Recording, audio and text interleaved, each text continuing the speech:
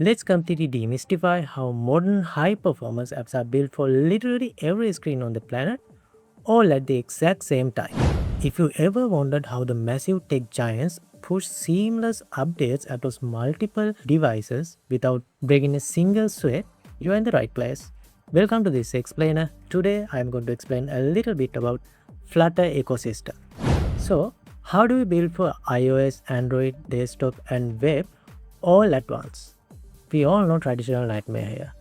For years, trying to hit every platform meant juggling fragmented code bases, keeping features from going totally out of sync, and hiring massive, wildly expensive teams. It is basically a logistical and financial hurdle that is frankly slowed down a lot of innovation. Okay, so let's dive into this. Because the holy grail of modern software development is actually quite simple. Building everything from one single code base. Imagine have one source of truth that compares down natively to all of those different platforms. And the ecosystem making this a seamless reality right now? That's Flutter.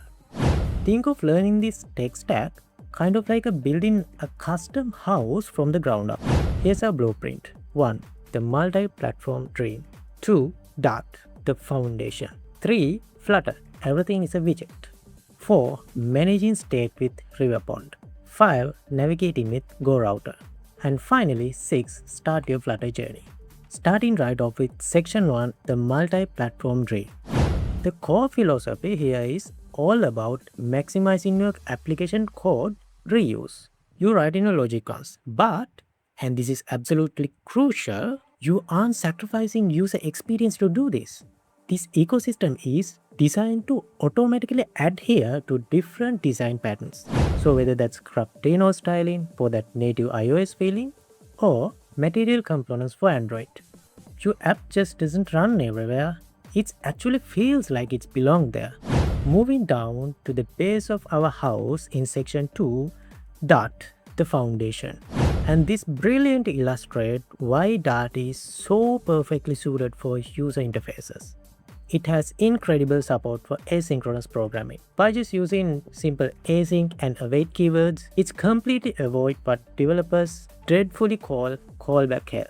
When your app fetches data from the internet, it doesn't just freeze the screen while waiting for a response. It awaits the result gracefully. This keeps your UI buttery smooth and your code base is super readable. But what happens when you have to do something truly heavy lifting? Let's say passing a massive JSON file or applying some complex image filters. Well, Dart handles this with something called isolates. Instead of clogging up the main thread where all your smooth animation run, Dart just spins up an isolate to do that heavy background work concurrently. So your app's main experience is literally never drop a frame and your user stays happy. Let's move up a level from a foundation to the interior design. Section 3, Flutter. Everything is a widget.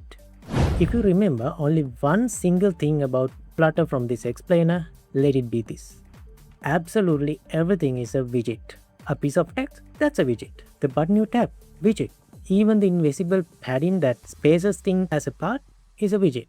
You can think of them exactly like Lego bricks. You just snap these declarative composable pieces together to build anything from simple little menu to a highly complex, beautiful animated dashboard.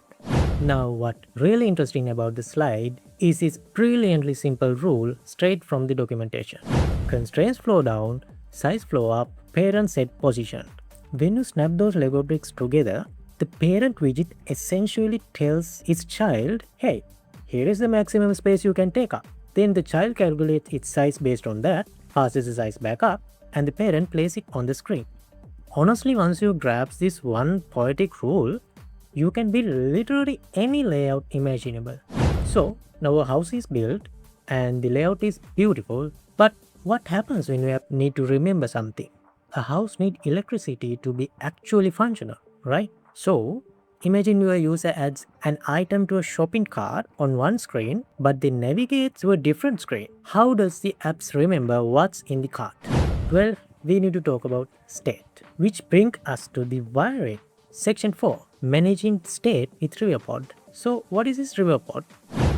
RiverPod is this incredible self-sufficient tool designed to specifically manage how data flows through your app. It revolves around two really simple concepts. You have providers, which holds and distribute your data, and consumers, which are the widgets that actually listen to that data. When the data in the provider changes, only the specific consumer widgets listen to it will update. This completely eliminates unnecessary screen rebuilds and keeps performance lightning fast. It's a real game changer. To use this effectively, you kind of have to know what kind of data you're wiring up. On one hand, we have a formidable state. This is a short-term local memory. Think of a single page as a loading spinner or just a current tab you have selected. On the other hand, we have app state. This is your long-term memory shared across the whole app, like a user's network authentication state or shopping cart we mentioned earlier.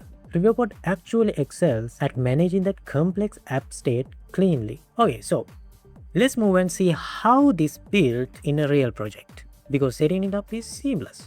You install the package via your pub spec file, but the real magic is step 2. Add in RiverPod_lint. This hooks directly into your code editor's analysis server. If you make a mistake wiring up your state, the linter instantly flag it with a warning right there in your IDE before you even run the app. Actually, it's pretty much having an expert looking over your shoulder the whole time. Now, the next one. How do users get from room to roof? Section 5, Navigating with GoRouter. For modern multi-platform apps, the industry standard right now is the GoRouter. It's leverage the underlying router API to give you highly convenient URL-based navigation system. Because remember, we are building for the web too. GoRouter makes handling complex scenarios like type-safe routes, redirection for unauthorized users, and nested subroutes incredibly straightforward. Let's look at a typical user journey here. At 0 seconds, GoRouter displays a splash 3. Just 2 seconds later, it seamlessly pushes user to the home router. But what if someone clicks a link in an email on their phone? Says 15 seconds later, GoRouter intercepts that deep link, passes the URL parameters, and safely drops the user directly into the specific user profile screen. It maps out entire flow of your application perfectly. So now the house is fully constructed and it's time to hand over the keys. Section 6, start your Flutter journey. So the crucial point is, you are doing this alone. The Flutter ecosystem is backed by a massive catalog of learning resources. Whether you like perfect step-by-step guided code labs or just looking up specific problem-solving recipes, like how to add a sweeping animation or integrate in a database. All the documentation and tooling is right there waiting for you. We've seen how Dart provides the speed, Flutter provides a beautiful Lego bricks, RiverPods power the state, and GoRouter guides the way. The fragmented development headaches of the past are literally over.